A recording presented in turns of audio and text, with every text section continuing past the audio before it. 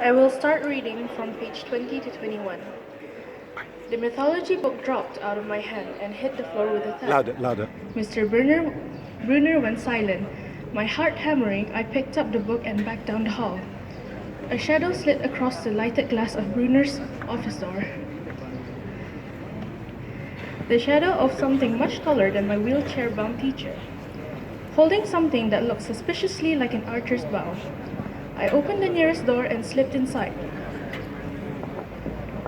A few seconds later, I heard a slow clop, clop, clop, like muffling wood blocks.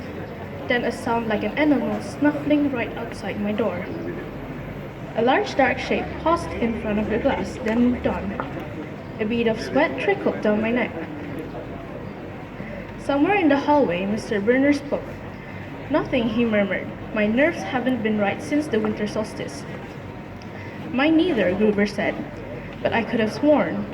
Go back to the dorm, Mr. Brunner said. You've got a long day of exams tomorrow. Don't remind me. The lights went out in Mr. Brunner's office. I waited in the dark for what seemed like forever. Finally, I slipped out into the hallway and made my way back up to the dorm. Gruber was lying on his bed, studying his Latin exam notes like he'd been there all along. Hey, he said, bleary-eyed. You going to be ready for this test? I didn't answer. You look awful, he frowned. Is everything okay? Just tired. I turned so he couldn't read my expressions and started getting ready for bed.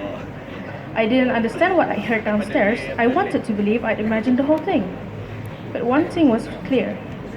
Gruber and Brunner were talking behind my back. They thought I was in some kind of danger.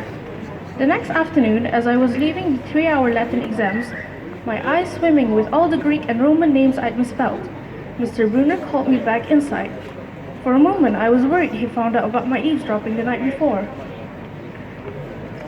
But that didn't seem to be the problem. Percy, he said, don't be discouraged about leaving Yancy.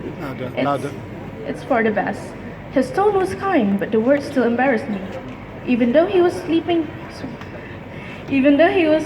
quietly, the other kids finished the test could hear. Nancy Bobofit smirked at me and made sarcastic little kissing motions with her lips. I mumbled, okay, sir. Mr. Brunner wheeled his chair back and forth like he wasn't sure what to say.